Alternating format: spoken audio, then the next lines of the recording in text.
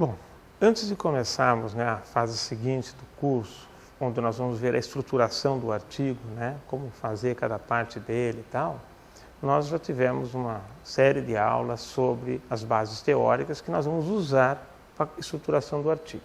Porque a proposta que eu tenho apresentado é exatamente essa. Não adianta dar regrinhas para vocês fazerem um artigo. Vocês têm que entender o processo de construção do texto, o processo de fazer ciência.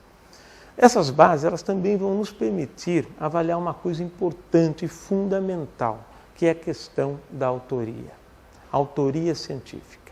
Né? Eu vou discutir, não vou ficar discutindo a sequência de autores, eu vou discutir principalmente, né, a questão de quem é e quem não é autor de um trabalho científico, mas para isso, dentro da proposta do método lógico, eu tenho que ter uma fundamentação lógica. Portanto, eu tenho que apresentar no final de nós termos visto as bases teóricas para a construção de um texto científico. Tá? É evidente, é falado constantemente, né, o famoso publish or perish, ou seja, você publica ou você está danado, não é verdade? Ou você publica ou você morre cientificamente. Então, essa é uma pressão que existe em todo mundo. É a mesma pressão que existe para um jogador de futebol. O jogador de futebol, ou ele joga bem e é escalado, ou ele não vai dar em nada, não é? Um corredor de Fórmula 1, ou ele está entre os primeiros, ou ele não existe. Então, são coisas que existem em qualquer profissão. Um empresário, ou ele cresce, ou ele definha. Então, isso em qualquer lugar, na verdade, o professor também, ou ele ensina, ou ele não ensina. Então, são coisas que existem em qualquer área. E na questão da redação científica, ou você publica e publica bem, e faz conhecimento científico crescer, as pessoas usarem seu conhecimento, ou você vai estar fazendo um monte de coisa simplesmente para administrar a sua aposentadoria. Então, veja, é importante que você entenda que essa pressão, ela faz parte do jogo. Tá? Agora, essa pressão não é motivo para você querer aumentar numericamente seus trabalhos de forma fraudulenta. Não é? Veja, muitas pessoas falam assim, a pressão por publicação está levando indivíduos a inventarem dados, a serem autores fraudulentos, a cometerem equívocos éticos dentro da ciência. Não. Não é a pressão por publicação que faz isso. Me desculpem, mas não é. Porque se eu admitir que a pressão por publicação faz isso, eu tenho que admitir que o indivíduo, por falta de dinheiro, vai virar bandido. Será que isso é verdade? Será que quem rouba são só os mais pobres? Será? Provavelmente não. Então, veja, a questão que está por trás é uma questão ética e moral do indivíduo. A pressão pode ser justificativa dos fracos de conceito, não é? Então, veja, o indivíduo pode estar sem dinheiro para comprar comida, mas ele vai dar um jeito de conseguir resolver a comida de uma forma honesta. Vai pedir para alguém, não vai roubar, não é? Agora, então, se você está com pressão e tem que publicar, eu conheço pessoas que estão com pressão, né, estão sob essa pressão, não têm grandes publicações e falam, não, eu estou publicando pouco, mas eu não vou inventar um trabalho, eu não vou querer ser dono do que eu não sou. Tá? Então, a questão que está por trás é moral. O cara é sem vergonha. Ele é sem vergonha, ele aceita participar de um trabalho que ele não é autor. Tá? Ele é imoral, ele aceita esse tipo de jogo. Ele coloca autores que não são autores no seu trabalho. E isso é sério, é muito sério. Tá? Por que é muito sério? Porque o indivíduo é capaz de passar num concurso, porque ele tem mais publicações do que o outro. Porque em vários concursos a análise, infelizmente, ainda é numérica. E mesmo que seja qualitativa, se ele apresenta um perfil de publicações que não são deles, ou que 20% não é deles, ou que 10%, ou que 30% não é dele, é autoria espúria, tá? Autoria fraudulenta, ele consegue aquele concurso, ele ganha aquele concurso. Tá? E aí ele consegue um emprego por safadeza, por sacanagem. Então esse tipo de coisa tem que ser coibido, não é? E infelizmente não está sendo coibido com a força que eu precisaria. Eu chamo a atenção de vocês, eu chamo para a consciência de vocês. O objetivo não é chegar lá, o objetivo é o como você chegou lá. Não é publicar a qualquer custo, é o como você publicou. Fulano publica 50 trabalhos por ano, problema dele. Eu publico meus 3, 4, tá? Mas eu durmo tranquilo, eu encosto a cabeça no meu travesseiro e sei que os meus trabalhos foram produtos de alguma forma minha. Né? Então veja bem, o que não basta para ser autor, e vamos usar o que nós já aprendemos sobre ciência, o que não basta? Coletar dados. Veja, a essência de um trabalho científico não são os dados, é a conclusão. Você poderia me dizer, mas sem os dados não há conclusão. Esse trabalho não existiria se não fosse eu ter coletado os dados. Sim, mas você coletar os dados não fez esse trabalho existir. Uma outra pessoa pode coletar os dados, isso não é o problema. E tem uma questão mais importante. Quando você olha para os dados, você pode interpretá-lo de um jeito ou de outro. A conclusão vai além dos dados. Se você só coletou os dados e não participou da conclusão, você está assinando um documento que você defende aquela conclusão, que na verdade você não sabe qual é. Você gosta de assinar cheque em branco e entregar para as pessoas? Você gosta de assinar documentos sem ler? Quando a coisa vai bem, é lucro, né? Mas e quando a coisa vai mal? E quando o artigo é despublicado, o pessoal cai de pau em cima do artigo, o artigo recebe um processo em cima dele, aí você fala, não, mas eu só coletei os dados. Não, você é autor. Você é autor, você se responsabiliza pelo trabalho. Tá? Então, os dados, eles representam parte da construção do discurso, mas o dono do trabalho é necessariamente o dono do discurso. O trabalho científico, se espremê-lo, sobe uma conclusão, ou duas, ou três. O trabalho científico, a essência dele é a conclusão. Você tem que ajudar a construir isso. Tá? Então, coletar dados, sinto muito. Mas o aluno é da graduação, ele não tem condição. Tudo bem. Ele só coletou dado, ele vai para um lugar que pouca pessoa coloca o aluno lá. Agradecimento. Agora, se ele de fato, além de coletar dado, ele participou como autor do trabalho, ele entra como autor. Nós temos que assumir posições. Não adianta ficar querendo fazer média. Não, você bonzinho, não sei o que lá. Vocês estão formando e deformando essas pessoas. Né? Então é necessário saber que coletar dado não garante autoria. Olha, fulano ajudou a coletar dado. Ótimo, ele vai no agradecimento. Isso merece. Somos gratos a ele, mas ele não é dono do discurso. Estatística. Estatística é um ponto relevante.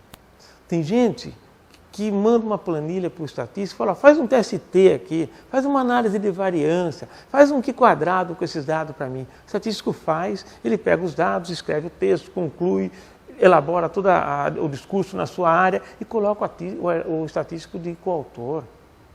Isso está errado, esse estatístico nesse caso não é coautor. Há situações que o estatístico é.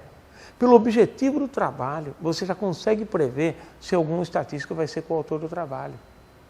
A participação do estatístico, quando ele ajuda a elaborar a estratégia da pesquisa, quando ele não só faz conclusões estatísticas, mas entra na discussão da área que você está fazendo, ele é coautor seu. Então, há situações específicas que ele é, mas na maioria ele não é. A gente olha currículos estatísticos, a maioria deles tem trabalhos em outras áreas. E garanto que muitos desses trabalhos podem não ser uma autoria genuína, não por culpa do estatístico, às vezes por culpa dele, às vezes não, às vezes por culpa do próprio autor que colocou lá e a hora que viu já saiu o trabalho. Né? Então veja, nós temos que ser bem claros nessa definição. Eu sempre trabalhei com estatística, eles me ajudaram muito, né? Professor Carlão, professor Carlos Padovani, lá de Botucatu, da Unesp de Botucatu, foi a pessoa que mais me ensinou estatística, né? O pouco que eu sei, eu aprendi com ele, e ele é uma pessoa que nunca foi coautor dos meus trabalhos e nunca reclamou por isso. Então, há estatísticos sérios, há sim. Né? Então, nós temos que perceber, eu já peguei trabalho de análise em revistas nacionais que o indivíduo fez uma análise errada. Eu disse, a conclusão não vai mudar, mas tem que pôr a análise correta. Devolveu para o autor foi lá, fez a análise correta, não mudou o discurso, o trabalho continuou do mesmo jeito, só pôs a análise correta. E aí ele pediu para incluir um autor no trabalho. Isso é imoral. Esse autor era um estatístico. Então veja o preço que ele pagou ou a inclusão que ele fez sem o estatístico saber. Tá? Então veja, a estatística, enquanto um detalhe do trabalho, não garante autoria. vai para o agradecimento. Eu agradeço muito ao fulano de tal por me assessorar nas análises estatísticas, por ter feito essa análise. Enfim, eu agradeço a ele, mas não é autor. Então, pense com calma sobre isso. É mais honesto que o estatístico cobre a assessoria dele do que entre como autor. E um terceiro item, emprestar materiais.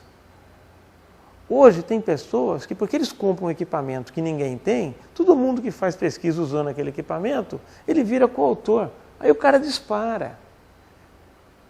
Sabe, tem alguma coisa errada. O equipamento é um material para coletar dados. E dos dados você vai desenvolver um discurso. O autor é o dono do discurso, é o dono da ideia, ele não é o dono do material. Eu empresto lá minha filmadora, o indivíduo faz uma filmagem, escreve um trabalho e eu entro de coautor porque eu emprestei a filmadora. Poxa vida, eu não sei o que ele vai falar daquilo, eu não sei se aquele texto está correto. Entende? E tem gente que porque empresta uma droga, porque empresta alguma coisa, ou empresta uma área para você guardar animais, ele já quer ser coautor dos trabalhos que saírem lá. Então essas coisas precisam ser revistas. E isso está sendo passado de geração para geração. Lógico que eu peguei apenas 3 pontos, tem muito mais pontos, né? Mas se analisarmos os vários artigos sobre a questão da autoria, todos eles apontam nessa direção que eu estou resumindo para vocês. Então veja, o que a gente precisa para de fato ser autor de um trabalho? O que é importante para ser autor de um trabalho? Eu vou colocar 3 itens, e esses 3 itens, eles são necessários. Não basta ter 2, não basta ter 1, tem que ter os 3. Então vejam lá. Primeiro, o autor do trabalho ajudou a construir ou o cenário do trabalho, ou seja, os objetivos, que aqui inclui também o delineamento da pesquisa, a estratégia da pesquisa, ou seja, a proposta intelectual da pesquisa, ele ajudou isso. Ele ajudou a elaborar conclusões. Tá? Então ele está nessas 2 partes aqui, que são as partes centrais do trabalho, a proposta intelectual do trabalho e a conclusão intelectual do trabalho. O trabalho de fazer ciências, sinto muito, é isso, não é? Isso é uma coisa importante, mas precisa de mais uma e mais outra. Segunda, ele precisa concordar com o estudo, ele assina embaixo daquele estudo, ele concorda com a metodologia, ele concorda com os dados coletados, ele concorda com a forma de argumentação na introdução, ele concorda com a forma de argumentação na discussão, ele concorda com o objetivo, ele concorda com a forma de apresentação do resumo, com as palavras-chave, ele concorda com a essência daquele trabalho. Tá? Ele concorda com como aquilo foi comunicado, inclusive. Então essa história de, deu problema, puxa, mas o meu aluno é que fez assim, não fui eu. Problema seu. Se você é autor, você deve participar dessa história. Se você não checou todas as partes, azar seu, você é coautor. É muito fácil eximir de culpa. Não, mas olha, você tem que checar, você tem que ser crítico até entre os coautores. Entre os coautores tem que ser crítico. Olha, os dados são esses, mas eu quero me convencer de que os dados são esses mesmos. Eu não coletei esses dados, foi você que coletou, mas eu quero checar, porque eu vou assinar o documento. Então quem assina o documento é responsável por aquele documento. E o documento é o seu artigo, é a sua tese. Tá? E precisa de uma terceira coisa. Ele deve ser apto a defender a essência do texto perante a comunidade científica. Se deu algum problema, o aluno ia apresentar o trabalho, o aluno não veio. O orientador está aí? Tá, então vem e apresenta. Pode apresentar. Não é autor? Se é coautor, apresenta. Ou o contrário. Tem 3 autores, o rapaz que ia apresentar não veio. Tá, você também é autor? Então vai lá e apresenta. E defende o seu trabalho. Tá? Essa proposta em particular é de John Maddox, eu vou mostrar a literatura para vocês daqui a pouco. Né? E ele coloca isso claramente. Hoje a gente fala, tem trabalhos com 900 autores. Tem trabalhos com 100 e poucos autores. Aí fala, puxa, mas isso aí deve ter autoria fraudulenta por meio. Se tiver 2 autores e um não for autor de fato, é autoria fraudulenta. Então não é o número que determina e nem a pressão por publicação, é a moral da história. Né? defendendo essa ideia, e em particular essa ideia aqui do final, né, leiam, mas leiam mesmo, o trabalho de John Maddox, um dos editores antigos da Nature, tá? John Maddox, que já faleceu, infelizmente. Ele escreveu esse trabalho em 94, né? Make publication more respectable, ou seja, vamos tornar a publicação mais respeitável, não é? Esse aqui está na Nature, né? Volume 369, na página 353. Um trabalho de apenas uma página, né? Uma análise que ele faz do problema, vale a pena. Tem tantos outros textos maravilhosos, eu estou citando esse porque é um texto realmente diferencial, tá certo? Então, eu peço para vocês, agora já é um pedido, né? Pensem 2 vezes antes de entrar numa autoria fraudulenta. Na hora de pôr a cabeça no travesseiro, vocês têm que pensar sobre isso. Pensem nisso.